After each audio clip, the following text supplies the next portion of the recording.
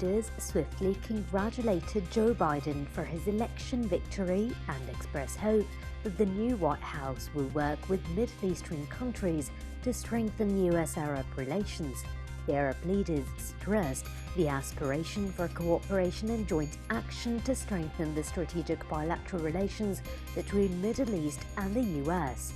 They said Joe Biden is a friend and trusted partner, but they were looking forward to working to achieve common goals and strengthening peace and stability in the entire Middle East.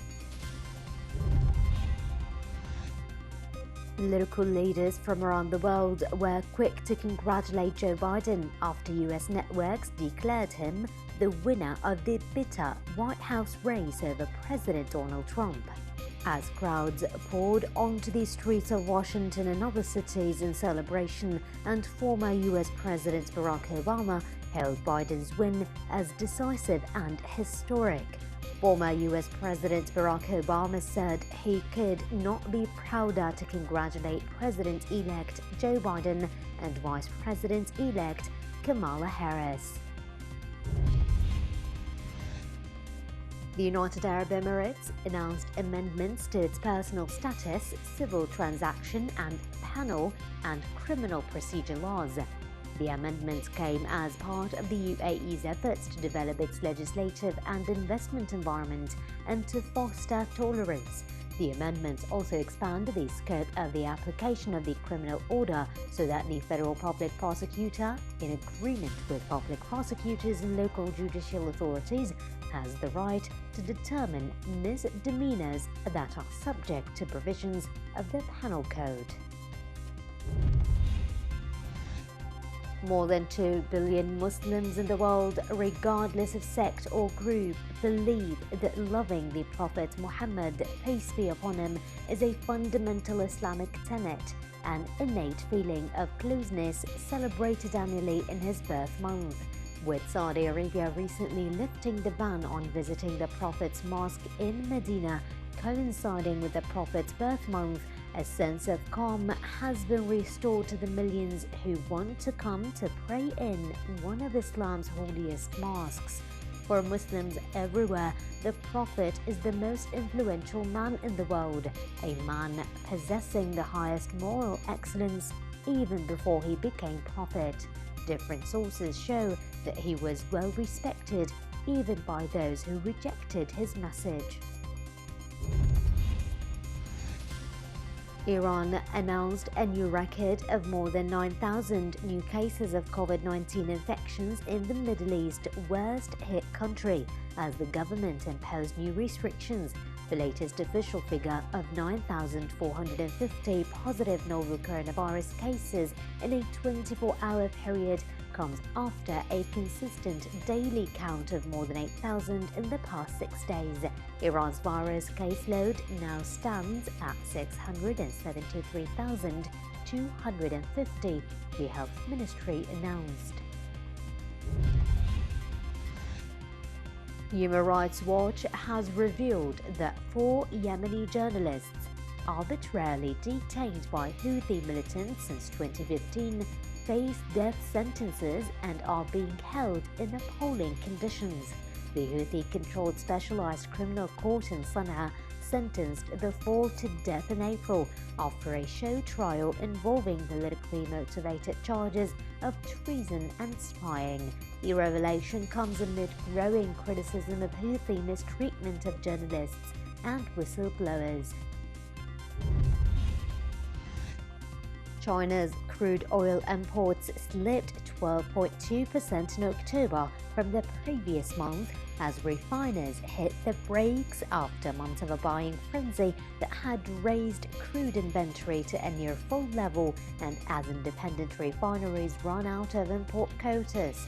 China, the world's #1 crude oil importer, bought 42.56 million tons of the resource last month. Data from the General Administration of Customs showed on Saturday that is equal to 10 million barrels per day. The October imports compared with 11.8 million barrels per day in September and 10.72 million barrels per day in October of last year.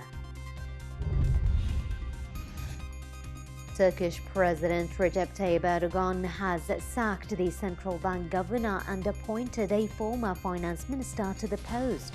Murat Yücel was fired amid a historic free fall of the Turkish lira, which has lost more than 30% of its value against the dollar. $1 was worth 8.54 Turkish liras as of Friday. It is the second time in 18 months that Erdogan has fired a central bank governor. Yücel's predecessor, Murat Stinkaya, was sacked by presidential decree in July of 2019. Libya's oil production has surged past 1 million barrels per day, marking an important milestone months after its conflict almost choked the country's energy production. Oil-rich Libya has been pushing to recover production levels in recent weeks as talks proceed between the warring groups in the North African country to reach a political settlement to the country's conflict. Forces loyal to Libyan National Army Commander Khalifa Haftar announced in September an end to a months-long blockade of the country's vital oil fields and terminals. U.S. Special Representative for Syria James Jeffrey has contacted several European and Arab officials and Syrian opposition figures to inform them that his mission was coming to an end and that the U.S. policy would not change if Joe Biden won the presidency. Special Envoy for Syria Joel Rayburn, who was attended most of Jeffrey's meetings ever since his appointment in mid-2018, will take over his mission. Jeffrey believes that such moves have worsened Syria's economic crisis and increased pressure on Syria and drew Russia further into the Syrian quagmire. Israel has been anticipating a new round of clashes in the Gaza Strip on the first anniversary of the assassination of Baha Abu al-Ata, as security sources in Tel Aviv revealed resumed negotiations on a prisoner exchange with Hamas movement. Israel killed al-Ata in Gaza in a rare targeted strike on November 11th of 2019. The movement also demanded the release of the top figures, such as Hassan Salama, who has been sentenced 48 times to life in prison for his role in the killing of 48 Israelis, and Jamal Abu Haiga, who has received 9 life sentences. Hundreds of Israeli settlers stormed the archaeological site of Sebastia, north of Naples City, holding prayers and calling for controlling the site.